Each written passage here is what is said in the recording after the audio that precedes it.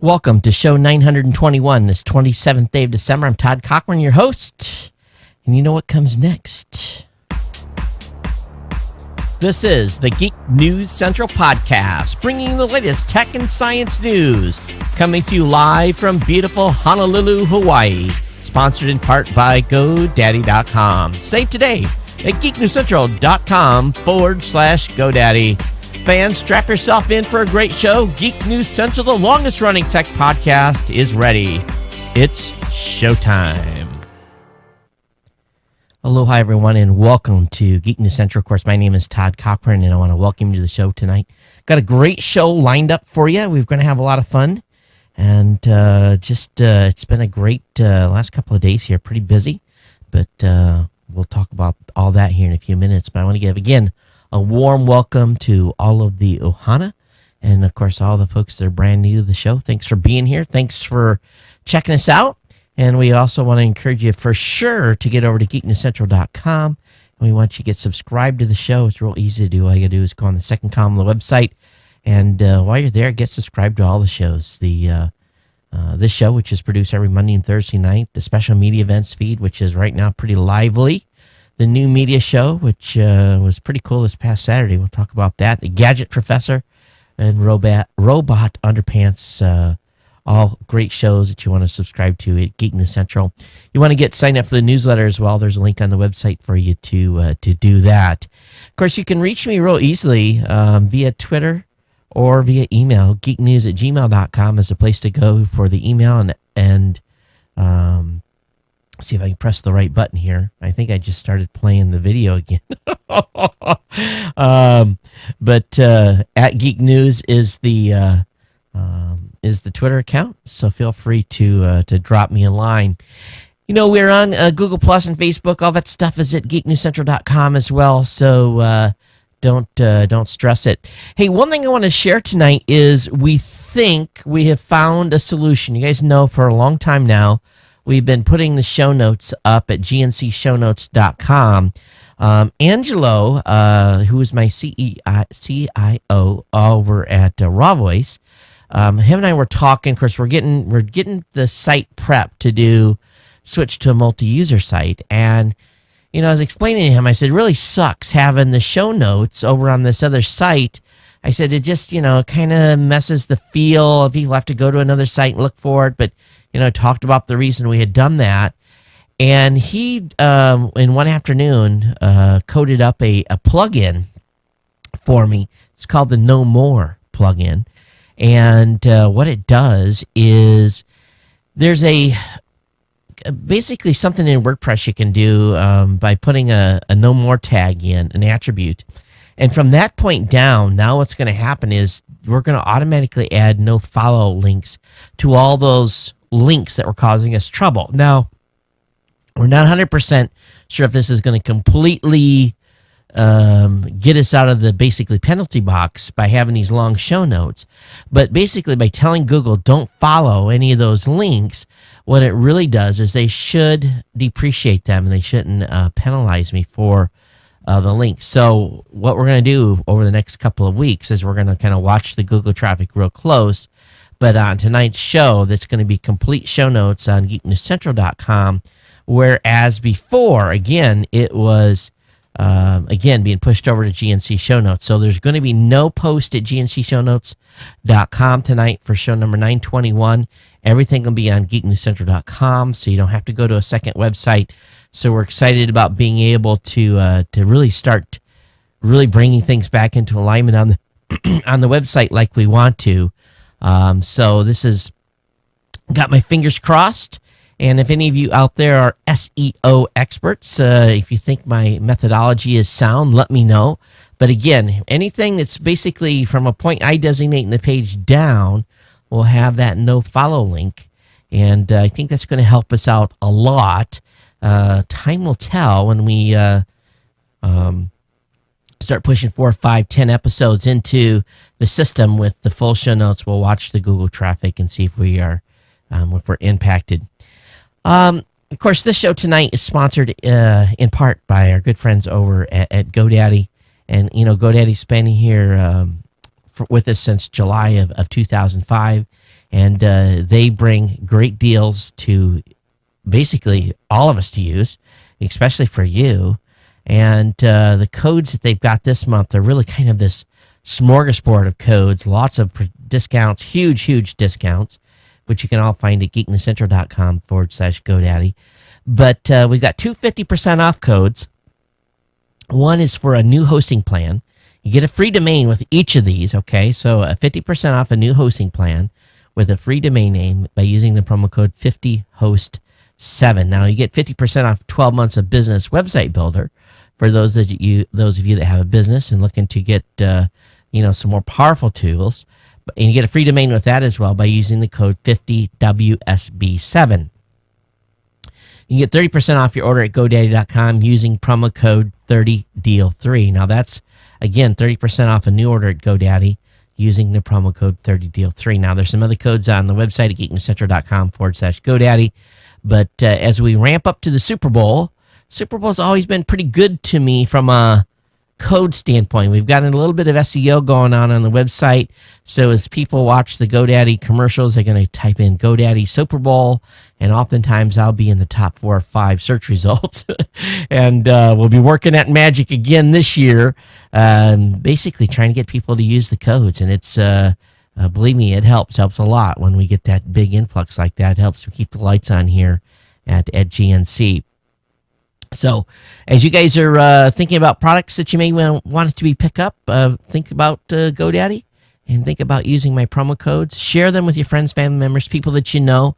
The more you share the codes, the more you spread them around. If you've never donated a single dime to the show from an insider standpoint, just by sharing my code one time with a friend or 2 times with a friend really makes a big impact. It's actually almost better than having done an insider donation. So thanks so much for all of you that do that. Okay. Again, thanks GoDaddy. And again, geeknesscentral.com/GoDaddy. Get all those deals. So what happened this past Saturday was kind of an interesting development. I was prepared here in the studio to have one of Ice-T's managers and Rob Greenlee on board. As a matter of fact, I wonder if Rob announced his new job today. I wonder if he was allowed. Let me see if I can. Rob has left Microsoft, and let me see if I can find Rob's. Let's see here. Yeah, let me go ahead and look at if he's actually done this, and let me see if he actually posted online today. Okay, so Rob is now working at Podcast One, and so. I had known Saturday where Rob was going, but I really couldn't say anything. But again, today he has picked up the position of executive vice president. He's going to be the CTO over there at Podcast One. So this is a big deal, and we wish Rob the best of luck over at Podcast One. So. Very, very cool. Of course, that's with Norm Patiz and all those guys over there who are doing cool stuff. And so we'll see how it works out with Rob being down there in L.A. with them. He's going to be commuting back and forth and so forth. But anyway, so this past Saturday, we're preparing to get Ice-T's manager on. And so all of a sudden we got like 2 people trying to dial in here. And then there was a third that was trying to come in. So we really kind of got screwed up because I wasn't set up to do premium multi-video chats up on top on the Ohanasaurus. And I'm hearing this very distinctive voice. And lo and behold, we had Ice-T on the new media show for, oh my God, an hour and 15 minutes or so. And, it was really a great conversation, insightful, and even though he was only on audio because we couldn't ever get the 3 videos up at once, I think what you guys will find is if you're subscribed to the new media show, you definitely will hear Ice-T and his commentary and their team stuff. So very, very cool stuff. A little bit raw, not very raw though. We've never made the new media show completely family safe, largely because we would know we would have some colorful guest on, and Ice-T was fantastic as a guest, and so look forward to seeing where he takes his podcast. But that was kind of cool for this past Saturday for the new media show, and obviously we got a lot of people, raving about it, and actually kind of surprised that we had Ice-T on here on the new media show. But again, completely different podcast than what this one's all about. For those of you that are thinking about doing a podcast, it's definitely a show that you want to listen to.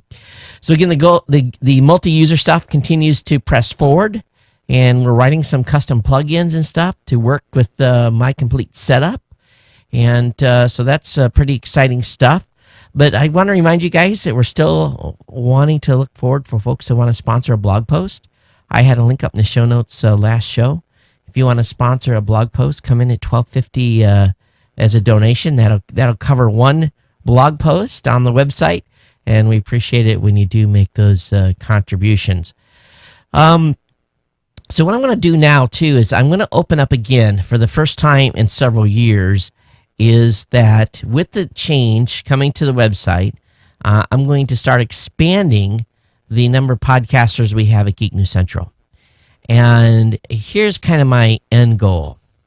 I'm going to be changing the way I do business at events like CES and NAB, and I want really to build a core team at Geek News Central that will go with me to those events. And so I'm looking for some folks that are techie, that have done shows in the past, or maybe are doing one now, that want to join me in partnering up. So definitely looking for some podcasters to do that with. I've continual do some of the stuff that I have done in the past, but I'm definitely going to change the way as I move forward through this business year. Just have to. I just got to make some changes. Nothing that's going to affect this show or anything else, but really, Don Bain and I have been talking about some cool things that we're going to be bringing to the table here soon with a new show.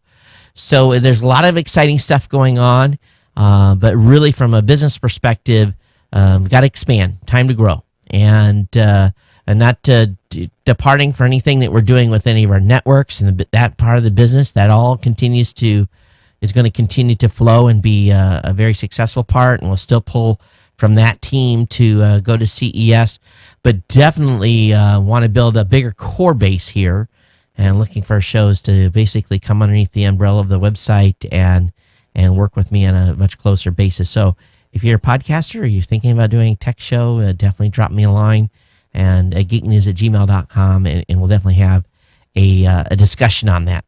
So Podcaster Edition start now, and probably going to go through maybe the next 6 months. So this is going to be an ongoing process to find talent, and we hope that we all can rise to the top together. Now, one thing I want to talk about, and this is going to be where I'm going to get into the tech content tonight, and I got a lot of tech to talk about, but I saw, and I've been watching what's going on in San Francisco with these protesters. Specifically, the protesters have been protesting like the Google bus and the Apple bus, and what I found here at this show, and those of you who've been with me for a long time know that on show 69, when we were just started out, unbeknownst to all of you, when I was those of you that were here in the beginning, when I started this show, we had just an incredible inswell of listeners. Many of you are still here today. And at the same time, behind the scenes, I had been contracted to write a book on podcasting. And I announced that, I believe, on show number 69. That show was pretty monumentous in two ways. One, it was a great announcement. Number two, lost half of the audience in that single show, because a number of folks basically say you sold out, you're just after the money. And, from the very beginning, when we started this show, I said in the very beginning that I was going to do it for 2 years. My wife and I had talked 2 years to have a business plan to be successful and to be profitable and be able to eventually be able to retire from the Navy and hopefully do this full time. So what ended up happening, everything went really well, and we really tracked good. But that show was an eye opener for me from a standpoint, and those of you who've been here know this already, is that sometimes people scorn success. They really, really do. And oftentimes, I will tell podcasters that are being successful with their shows and that are earning a good living, I said, whatever you do, don't tell your audience how much you're making with your show. Number one, it's not cool. It's just kind of bad taste to do that. Number two, you just you open up all kinds of ridicule and jealousy, and you really don't need that from a standpoint. And if people want to calculate in their head, if they think they know what you're doing, then so be it. But don't ever be someone that's boastful. Try to stay humble. Now, I've talked to, I've been very open about this show, and we've had a number of sponsors, and we were very supportive of the folks that are, and very thankful for the folks that are insiders here. So, this show is always, we haven't had haters come in and talk about, you guys you run too many ads and blah, blah, blah. Some of that happened in the beginning, but now it's just, this core audience that's here that, supports the show in many, many ways. You're tweeting, you're emailing, you're sending me links to articles, you're sending me private notes. Get a lot more of those today than I ever did before, and a variety of other things. And, we're not perfect. I try to do everything that we say we're going to do here. And, we've got Sam. Of course, we're probably underutilizing Sam right now as our insider coordinator, but really trying to make sure that everything we do here stays on track. How does it get back to what's going on in San Francisco? When someone is successful, and you look at these folks that work at Google and work at Apple, they're definitely, it's well known that they're probably on the upper echelon of the income wage standard in San Francisco. They're probably, many of these folks are making a minimum $150,000 a year. Some probably more than that. They're young. They're successful. It comes from all, whether it be programming, marketing. They all, Google doesn't hire stupid people, and neither does Apple. They go after very vibrant, smart, high SAT, high GPA, comes from good pedigree schools. They hire really the cream of the crop. And it's evident in products from Apple and from Google and, Microsoft up in Seattle. They have to, in order to continue to innovate and maintain this culture of, I guess, of cool, But at the same time, there's this segment of our society now that scorns people that are successful, people that make money. I guess I don't get it. I grew up in a family of, my dad was a business owner. He worked like a dog. He had a construction company when I was growing up. We literally dug ditches. That was, we were proud too. We had dragline cranes, bulldozers, backhoes, and we did developments. We did, you name it, we did it. If the dirt needed to be moved, that's what my dad's business did.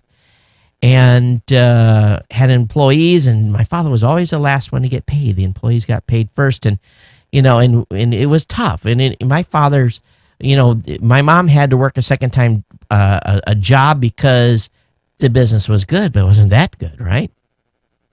Typical American story, work hard, right?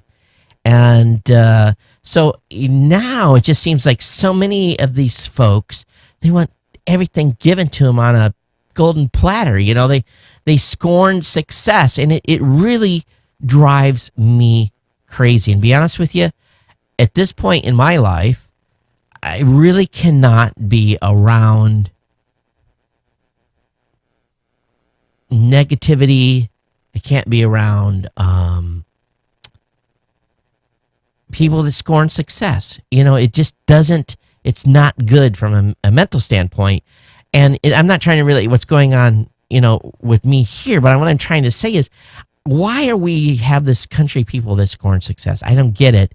I know this is completely not tech related, but it's been driving me crazy, to be honest with you, because anytime we should all, every time a student, a college graduate, someone that is self-taught, someone that starts a business, we should applaud what they do instead of, giving them the look or scorning them. I like to be around winners. I don't like to be around losers. It just, that's the way we're supposed to be here. And this is not only in America, but other places in the world too. So I don't know. I don't know where it stems from. I don't know where it comes from. I don't know why we're getting this segment of the community. And everyone has to earn their own way and do what they've got to do to survive. But it really pisses me off when I hear these folks that are scorning success and complaining. It just drives me nuts. But I just had to rant a little bit tonight and talk and wanted to share some of the things I've been thinking about. You guys are part of the family here. You're part of the Ohana. And I want you guys to know as we move forward with the show, that's what it's all about here. It's not just about the tech. That's great. And if some people come here for the tech, skip this part. Skip the first 10 or 15 minutes of the show and then get into the tech.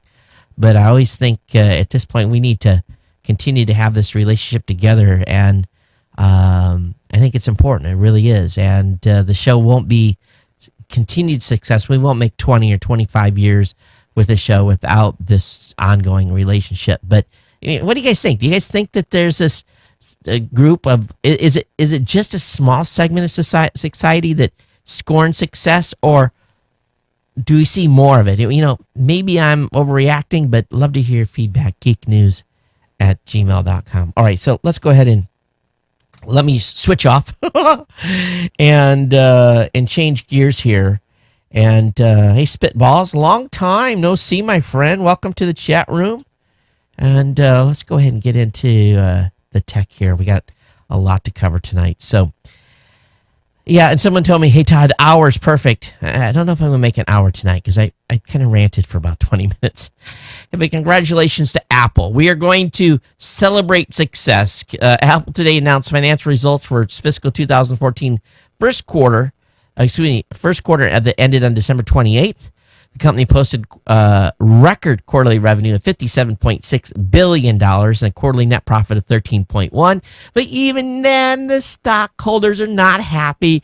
The stock was trading down. They made $13.1 billion, and the stockholders are like, that wasn't enough. Please. $57.6 billion in revenue on 13.1. Do the math. That's great. That's most people would be very happy to have that type of return on their business. So congratulations to them. They sold 51 million iPhones, an all-time quarterly record compared to 47.8 million a year ago. Apple also sold 26 million iPads during the quarter, also an all-time quarterly record compared to 22.9 million years ago. And the company sold 4.8 million Macs compared to 4.1 million in a year ago. So the board of directors, has declared a cash dividend of $3.05 per share. So that gets payable on February 13th, and very, very cool. So they're very happy with the sales, but Apple is basically feeling that they're going to have revenue between 42 and 44 billion in the second quarter. They think they're going to have gross margin between 37 and 38%. They're going to have operating expenses of 4.3 to 4.4 billion, and they're paying a tax rate of 26.2%. Not all of that, obviously, in the United States. So they did have, I believe they had their phone conversation, and Tim Cook admitted that low iPhone 5C sales was unexpected, but did happen. So they were a little puzzled with that, but a little bit surprising. I was looking at some charts the folks over at The Verge made, and it talks about revenue versus profit. And even though it narrowed a little bit, so what? They still they put $13 billion in the bank. Sales are up across the board. App revenue per device. Apple revenue per device is down a little bit, but who cares? I think any company that has had so many quarters in a row of success any company or any stockholder that complains, give me, I know they want more dividends, but please, the company's doing great. But what's even more incredible is they build a business that's building businesses. Apple paid out $2 billion to developers in Q1 2014. Think about that. $2 billion went to companies that 10 years ago there was nothing that existed. $2 billion went to developers of apps. Is that just like holy cow or what? That just tells you something right there. And if you look at their look at their split and how they do the split, it's real easy to do the math on how many dollars they spent in how much money we all spent on apps. So again, congratulations to Apple on having a fantastic quarter, and I hope that you have many, many more. Switching gears into the TV space, ESPN is wary of cord cutters, and they're saying that they need to protect pay TV as its first priority. We all know that ESPN, and as a disclaimer here, I do business with ESPN. ESPN is the leader of TV sports in the United States, and they play a direct role in the ongoing rising pay TV packages. And I've been the first to admit I'm not a big sports watcher, so I don't pay for a bunch of extra sports packages, but I know a lot of people do. But in a feature on Wall Street Journal on Monday, they explored how ESPN is in a delicate balancing act right now, trying to accommodate growing demands from sports fans who want to see games online, while at the same time assuring the cable and satellite companies, which are really their bread and butter, it's where they make the bulk of their cash. But let's be honest. I think that at some point there's going to have to be a shift. So what they're trying to do is they're trying to hold on to the TV stuff as long as they can before they have to. There's going to come this teeter-totter point where it's going to shift, and at some point it's going to flip, and they're going to see a major hit, and they're going to have to be very aggressive to keep the revenue rolling in. Because largely a lot of folks on the internet have not been willing to pay for stuff. But you look at my daughter, she doesn't have cable TV. I'm not saying she's a sports fan, but there's a lot of, look at my son. He is, as he's getting older, he's watching more and more sports. His girlfriend was over. We watched the Pro Bowl here at the house, kind of did a little small miniature big game type of thing where we just did the, kind of some barbecue and, some stuff with hamburgers and stuff.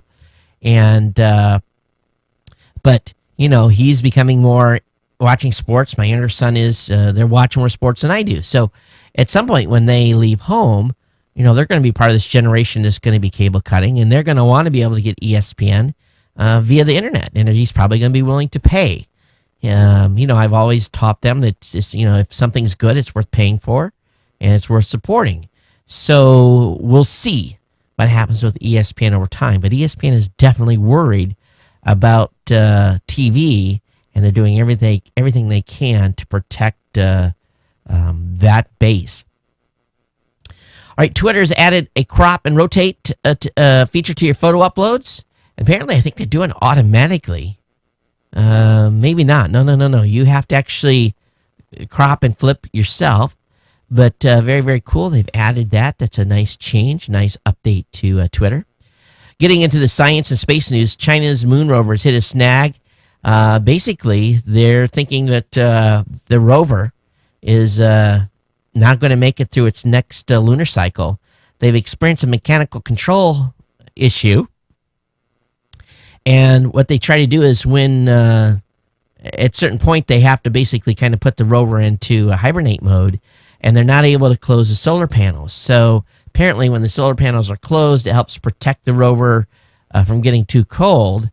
And they don't know if it's going to come out because they were not able to, when they go into this next mode, they may not be able to survive the long lunar night.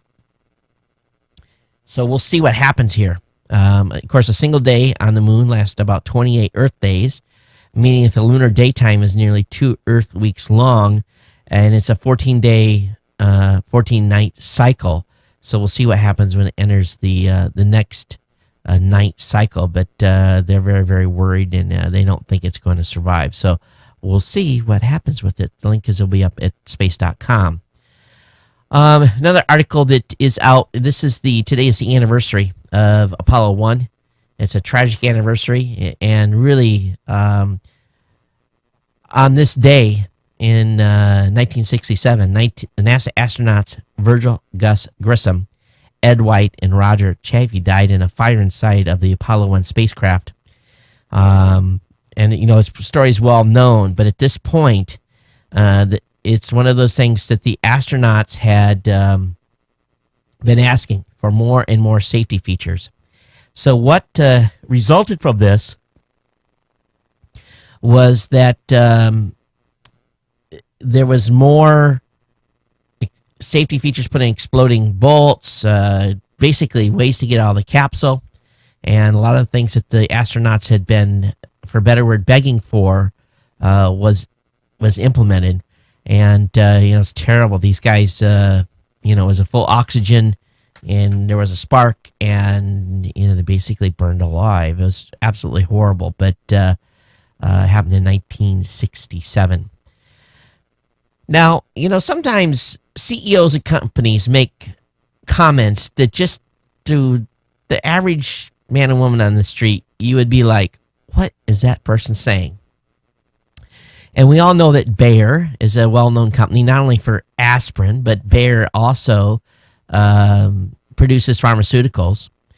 And Bayer is having some licensing issues in India. And Bayer's chief executive officer basically called the compulsory license essentially theft that's happening in India. He said, "We did not develop this medicine." This is pretty... so don't take this wrong. I'm quoting what he said. "We did not develop this medicine for Indians," Decker said December 3rd. "We developed it for Western patients who can afford it." And pretty honest comment here, but definitely taking a lot of fire for having said it. Bayer and other pharmaceutical companies are for-profit companies. And you would think that they would be a little bit more thoughtful on humanitarian concerns, and this is one of the reasons why so oftentimes drugs are reverse engineered, and basically companies lose money in foreign markets because other companies to bring them to market without all the testing. But it's definitely a bad thing to say, and it probably did not go over good with the majority of the folks in India. But apparently there's some sort of licensing that's going on that requires them to have their drugs there or something. So long story short, Bayer is not happy. Bayer's CEO is not happy with this compulsory licensing that's being required in India. I probably shouldn't have said that. That was probably off the cuff, and he probably regrets it now, but that's what happens. Hey, a little news on Windows 8.1. With the next update to Windows 8.1, Microsoft really wants mouse and keyboard users to feel comfortable with what they're calling modern apps. And so they're going to be adding some taskbar shortcuts for modern apps. They're going to be having some right-click menus for modern apps, and they're going to have easier access to search and shutdown. They're going to have a proper close button, how they say that, for modern apps. And they're going to have lower memory and disk requirements for 8.1. So we're expecting a March 11th delivery of Windows 8.1. But, you can only put so much lipstick on a pig, and ultimately it's still a pig. And I think Windows 8 will go down in history of being the Windows ME of our generation. So anyway, we will see what happens with Windows 8.1. But a pig's a pig. No matter how clean you get it or how much lipstick or dress you put on, it's still a pig. All right, the FBI is holding on to encrypted email archives after the Freedom hosting seizure. This should come as a wake-up call for some folks. The FBI first seized archives from encrypted Tor mail service back in August as part of the Freedom hosting bust. But new evidence uncovered by Wired suggests that those archives are now being used in completely unrelated investigations. Because Tormail was a client of Freedom Hosting, the FBI has access to all the data stored by the service, including metadata and content of each email. And basically, the email has been probably looked at here through some sort of warrants or so forth. But a group of credit card counterfeiters were arrested last week, which used a Tor mail address to accept orders. So apparently, once the FBI agents discovered the address on the Tor mail server, they got a search warrant for the account and then simply looked it up in the archive stored on the Freedom hosting servers. Again, they had the servers all in their possession, and so it's this is a little bit of a can't be safe anywhere. If you can't do the time, folks, don't do the crime. There's some discussion about upcoming Super Bowl, and Google apparently is getting a piece of it. And how's that really happened? Well, if you search for Super Bowl commercials, it brings up paid links to YouTube videos from Audi, Bud Light, and Volkswagen. And these are basically commercials for the commercials.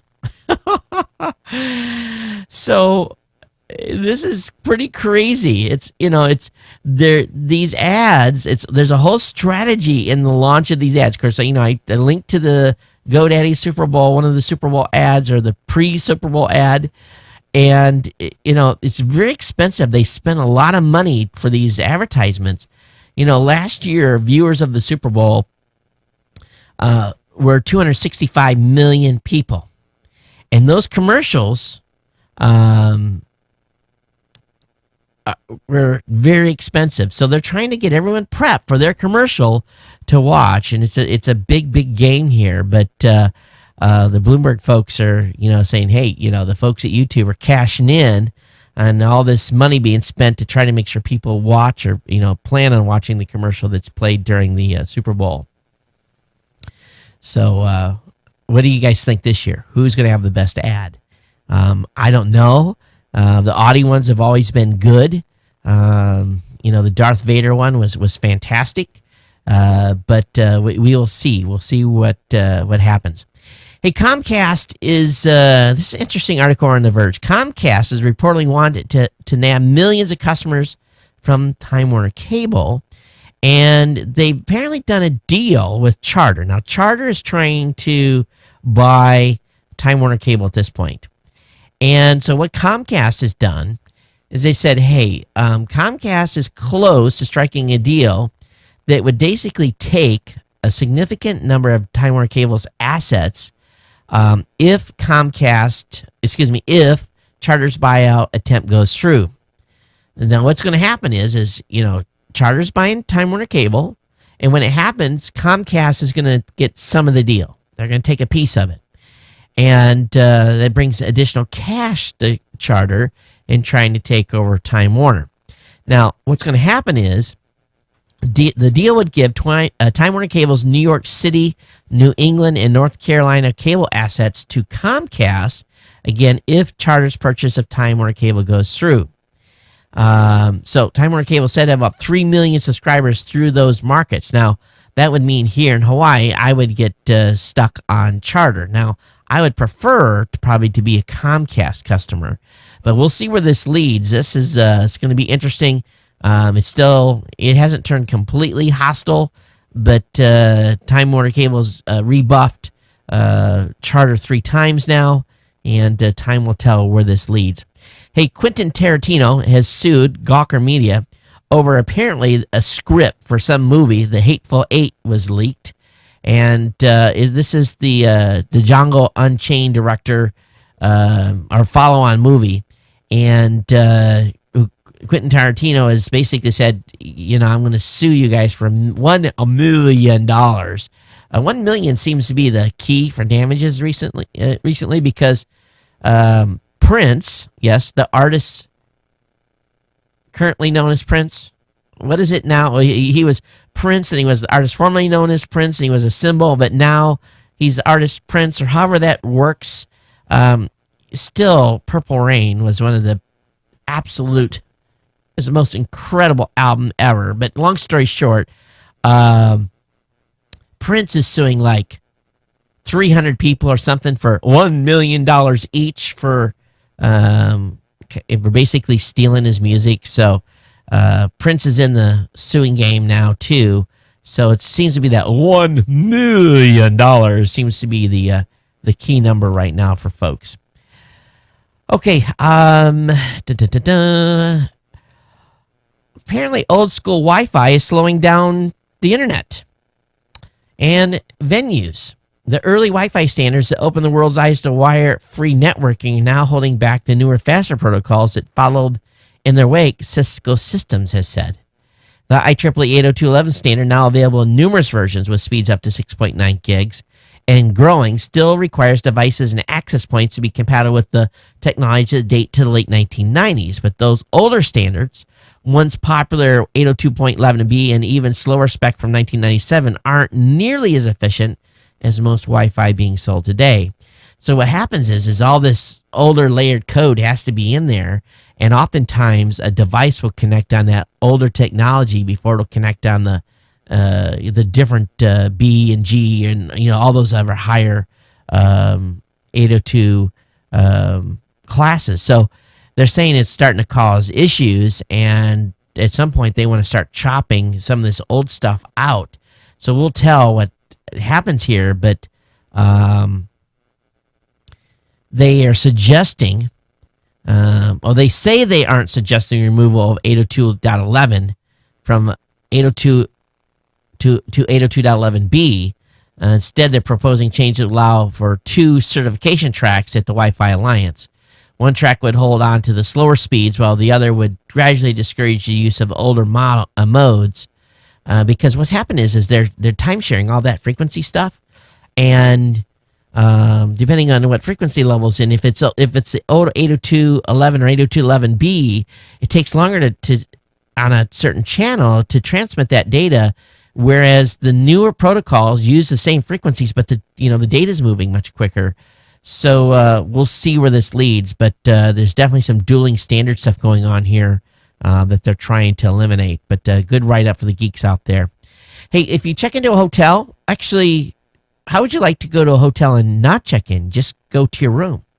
How'd you like to have your phone say, hey, you're staying here at the Starwood, and you're on floor 11, room 62, 1162. So you go to your room, you get to your room, and you press a couple of things on your mobile device, and your door opens.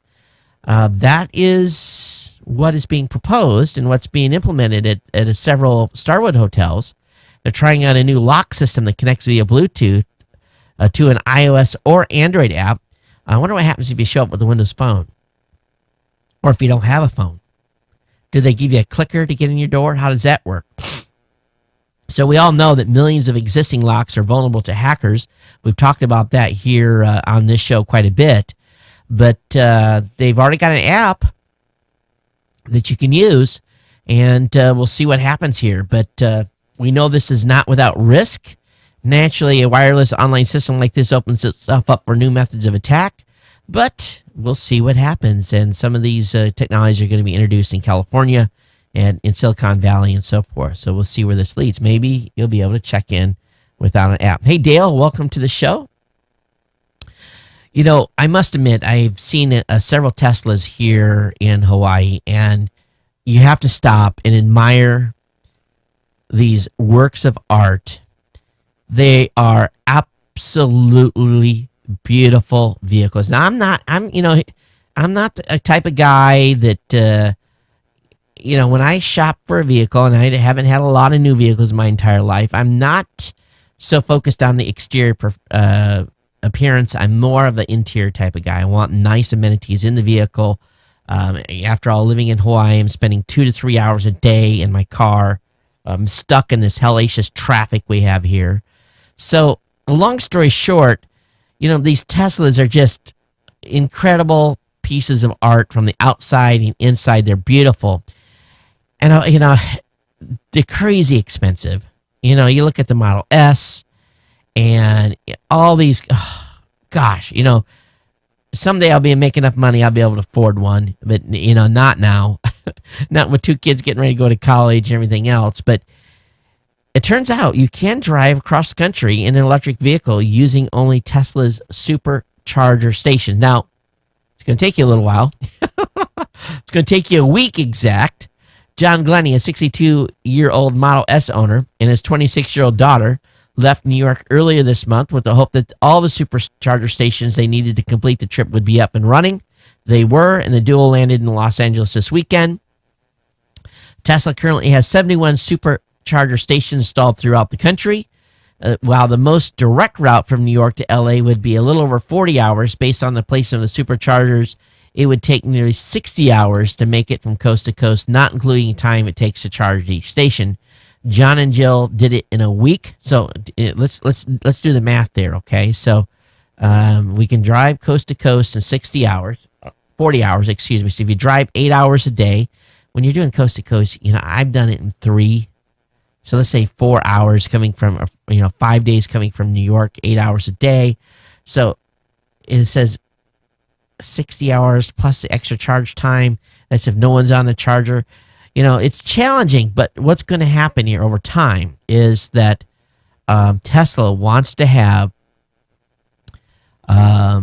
nearly 90 or 95% of the country covered, so that you could go from one station to one Tesla supercharging station to another in order to, basically keep your car charged. Now, this particular car went from, let's see here. They left New York, went through Pennsylvania, Ohio.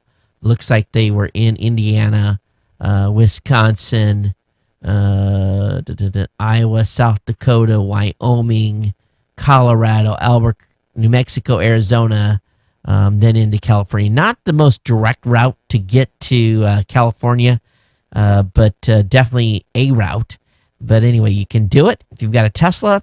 If anybody wants to help me buy one, I'm always accepting gifts here at Geek Central. Just kidding. But anyway, they logged 3,619 miles, consumed 1,366 kilowatts of juice, and they got to charge your car for free. So it cost them $0. That's quite a savings in gas. But, you think about the car payment on one of those bad boys. All right, over on the BBC, Airbnb chief seeks competition but not war with hotels. This is a good interview. And, Airbnb, it's another disruptor. You look at what they're doing. And Uber, another disruptor. Of course, there's some sad news in the Uber space. We'll talk about that here in a few minutes. Hey, Google's acquired a human-like artificial intelligence company for $500 million. I'm going to tell you, Google is scooping up a whole bunch of robotics companies and artificial intelligence companies. What have they got planned? I didn't realize they were buying as many robotic companies, but they bought like 8 of the top 12 robotics companies in the United States. And this artificial intelligence company out of England, it's called DeepMind. That's a lot of money for a company that didn't really have much of a website. So they're doing some interesting stuff here. Who knows where it's going to lead, but artificial intelligence is, the future. We're talking about type of stuff like, the worry about Skynet. So we'll have to see where this leads. But, Google is definitely spending some cash on robotic companies. Not necessarily technical news, but the folks out west, on the west coast of the United States, they're in drought conditions. Reservoirs are empty. There's some cool articles talking about as reservoirs are going down, they're finding old mining towns and settlements and bridges and all kinds of crazy stuff. So I have a link up in the show notes for you to check out. But those of you on the West Coast know how bad the water situation is. Here we've had pouring rain all day. The weather has been balmy for Hawaii, 60s to about 75, which is really weird. But the whole country's got weird weather right now. And those of you on the East Coast, I just feel for you already. My mom was telling me that where she lives in Michigan, it was like wind chill of minus 30. And she says, I'm not working tomorrow. I'm staying home. We're not going out and doing any deliveries. And I'm like, well, my mom stays in because it's cold. It's really, really cold. And I told her it was a good idea. If she had a truck breakdown, she'd get in trouble in a hurry. But anyway, it's very, very cold. And for here in Hawaii, I've vowed never to wear a coat here. But I'm seeing people wearing coats. The local folks that have been here all their lives, they're freezing. You guys are going to laugh. 60 degrees and they're freezing, right? My wife, she's closing it's cold, it's cold. And of course, we've got a nice brisk wind. I've got the side window just barely open tonight because we've been getting wind gusts of up to about like 25. For her, this is just like horrible stormy weather in Hawaii. And I just kind of like, whatever. It could be minus 30, not 62. All right, Business Insider. Boy, oh boy. When people are greedy, cash makes people do stupid things. The CEO of BitInstant, a Bitcoin exchange, has been arrested at JFK and charged with money laundering. Charlie Shrem, along with a co-conspirator, is accused of selling over $1 million in Bitcoins to Silk Road users who would then use them to buy drugs and other illicit items. This guy is going to jail for a long, long, long, long time. Is there that much crooked stuff going on with Bitcoins? Now, even more weird is, the guys that got money from Facebook, the Winklevoss twins, or however you pronounce their names, Winklevoss. That's a pretty interesting name. But anyway, BitInstant is offline. It was the subject of a class action lawsuit alleging misrepresentation of its services. But these two twins are somehow tied to this. Okay, interesting. But anyway, this guy's in jail. Money laundering. You don't mess with Uncle Sam when it comes to cash and drugs and that kind of stuff. They are going to catch you. They are going to put you in jail. Hey, how many of you have followed the site Upworthy.com? I've never been on the site until today, and I heard some people raving about it. I'm looking at it, and I'm kind of like, okay. I guess they rewrite headlines, and that's their shtick. I guess. I don't know. I just haven't followed this site, so I'll explore it a little more. Over on New York Times, sad story about Uber. A Uber driver who was in between rides, somehow, I don't know what happened, but he was involved in a accident where a young girl, Sophia Liu, 6 years old, was struck and killed by a car in San Francisco on New Year's Eve. The car was driven by a Uber driver waiting for basically his next drive, and the family is expected to file suit against the driver and Uber, and this will turn interesting. Now, Uber has insurance. Basically, you're covered when someone is in your vehicle riding, but there was no one in the vehicle, and so basically the lawsuit is seeking damages against Uber, and of course Uber saying, hey, there was nobody in the car, but something to do about the mobile device having to be on and connected to the Uber system or something to that fact. But anyway, this could turn it'll be precedent setting on whatever happens in this case. Hey, scientists have filmed how the brain works. Now, this is pretty cool. We all know, any of us that are geeky at all, we understand what happens when a hard drive writes something to memory. But what happens when when our brain records a memory? Well, it's going on with proteins, and a bunch of other synapses are going on. But scientists have filmed how the brain makes it, and this happened at the Albert Einstein College of Medicine at Yeshiva, and they watch how molecules morph into the structures that at the end of the day make who we are. And, of course, we know that Japanese scientists observed how a thought was formed before, which was an entirely different process. But the insights in the molecular basis of memory were made possible by technology tour de force never before achieved in animals. A mouse model developed at Einstein, which molecules crucial to making memories were given a fluorescent tag so they could be observed traveling in real time in a living brain. So interesting stuff here, folks. Very, very, very, very, very cool. Anyway, link will be up in the show notes. You can go check it out and watch the videos. All right, over on Uber Gizmo, talk about a Logitech camera that's pretty cool, the CC3000E. It's a pretty powerful video conferencing solution. For those of you looking for one, definitely check that out. It's on a Pro Series from Logitech. Also, there's a great article over on Gizmodo about a guy that built an electric car that can get 207 miles per gallon, and he built this vehicle in his barn.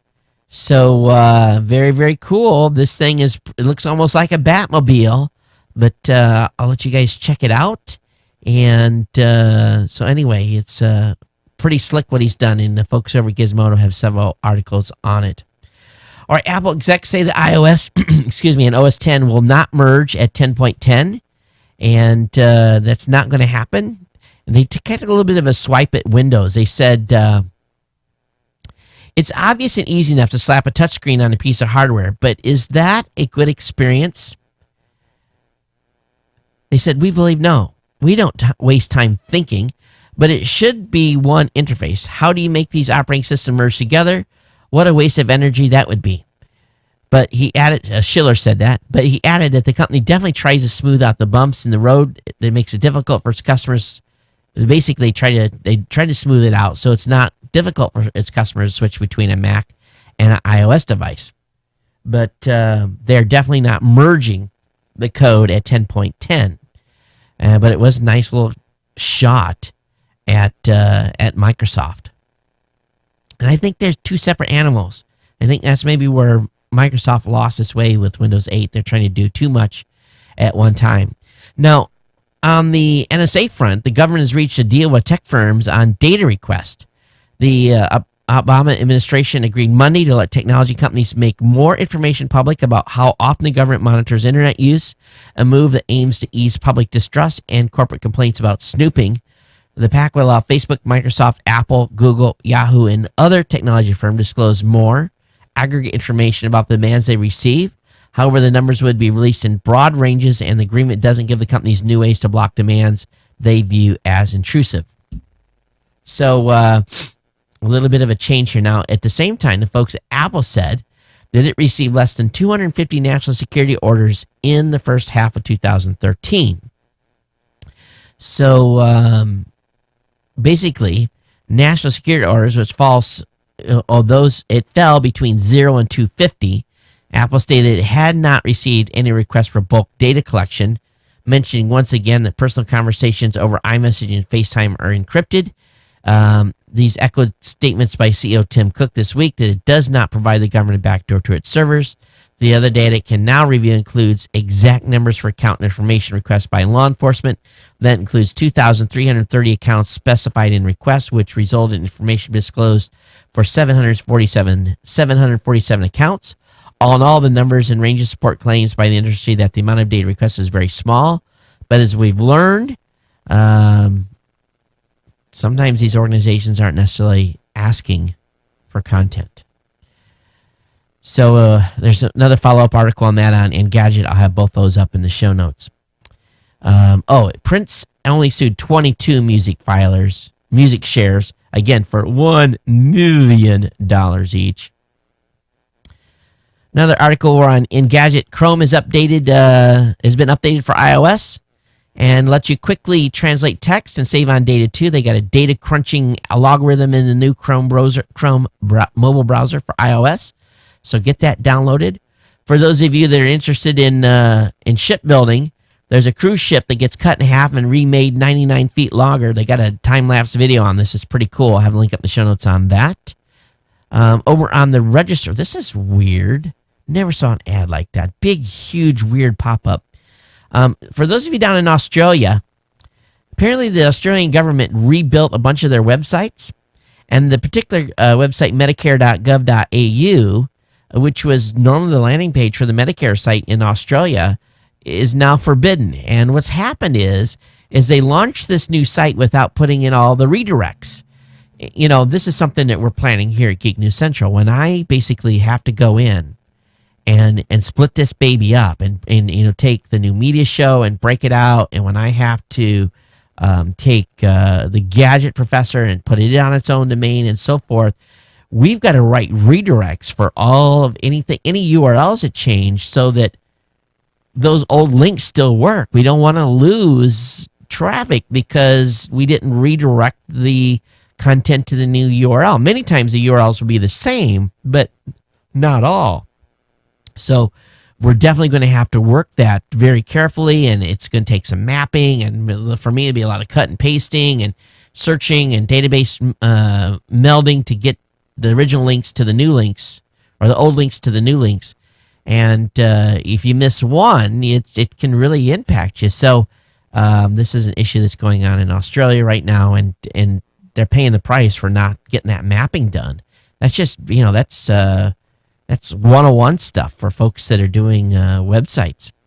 Hey, Facebook is reportedly hiring editors for a paper. As you may have heard, Facebook is rumored to be creating their own version of Flipboard called Facebook Paper.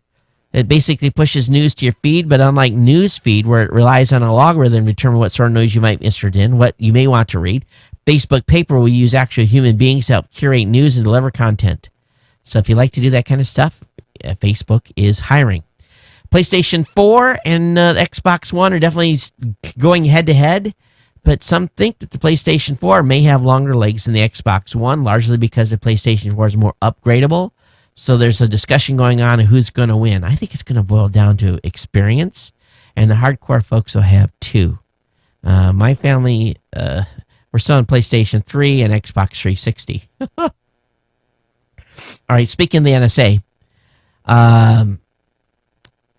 apparently, if coders are not doing real good in gaming coders, if they're not real good in getting their code secured, apparently they've been developing capabilities to take advantage of leaky smartphone apps like Angry Birds that transmit users' private information across the internet.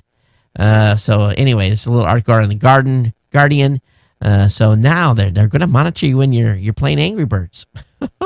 I didn't read the full details, but this makes you go, oh man. So what are they getting from someone playing Angry Birds? I don't quite get that one.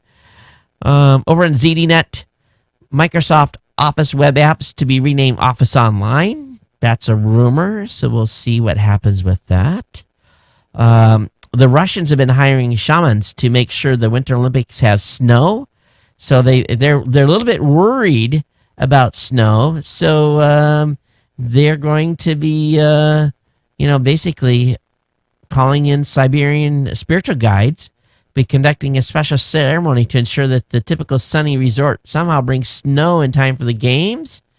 So there are 500 artificial snow machines ready to go in case there's no... the shamans can't bring snow. Now, this next one is pure genius, but I don't know where this guy had all of his time. So this guy bought a first-class airplane ticket on China Airlines, and every day he would go to the airport. He would not have any baggage. He would go through security. He'd go into the first-class lounge, which is pretty doggone nice in most international airports. He would eat and drink for free. And then before he left, he would change his departure date to the next day. And then he would leave. And he did this 300 times. Now, apparently, at China Eastern Airlines, they started investigating this guy for changing his flight too many times. And when he became under suspicion, he simply canceled his airplane ticket and got a full refund. But he ate at the airlines in the first class lounge for 1 year for free. Bravo. But that takes some dedication. That takes some incredible dedication. But Kwang-Wa Yut Ho is a genius and took advantage of that free perk. And very, very smart. Anyway, I think you guys will get a smile on that. All right, let me get into email, then we'll get you out of here. Running a little long on time, but we're still under the normal length of the show. And let me look at today's date. Today is 27th. The last show was recorded on the 23rd. So start right there. Got an email from Ron.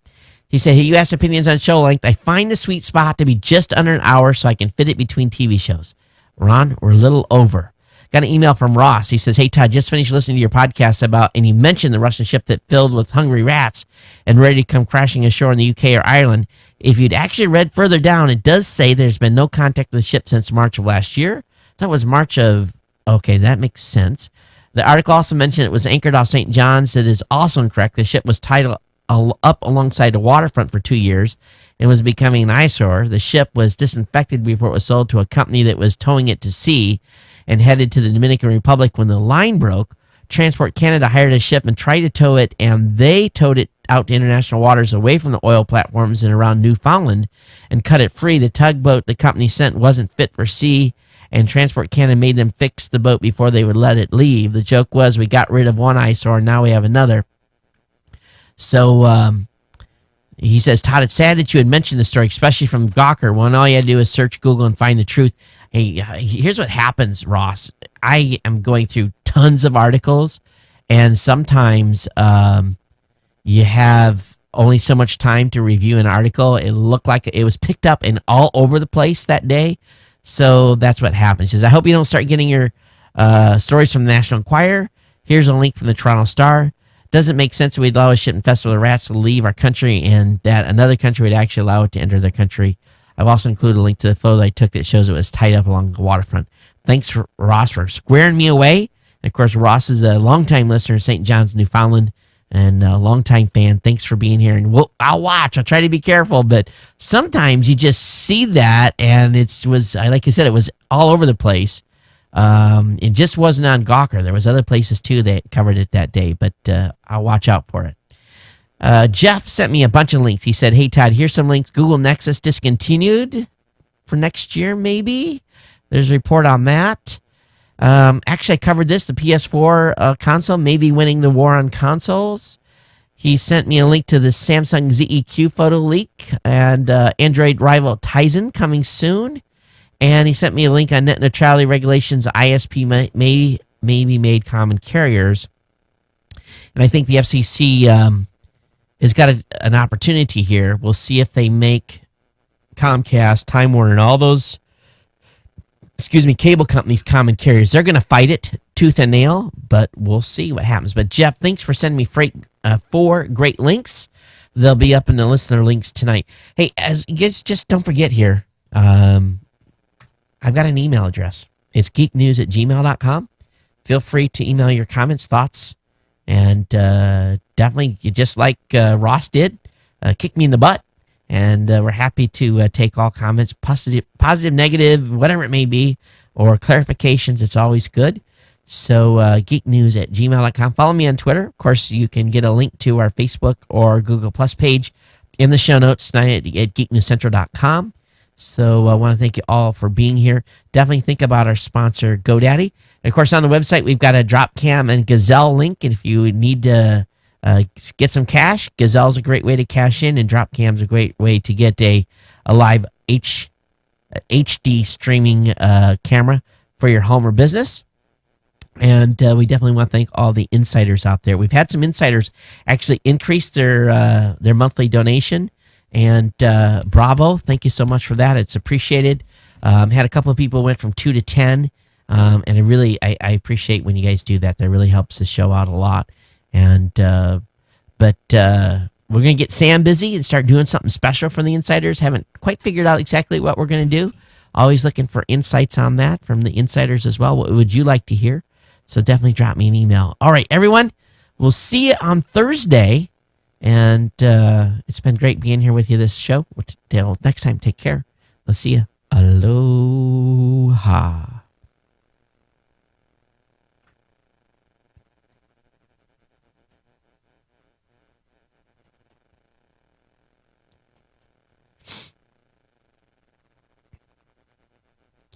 All right, those of you on YouTube, see you later.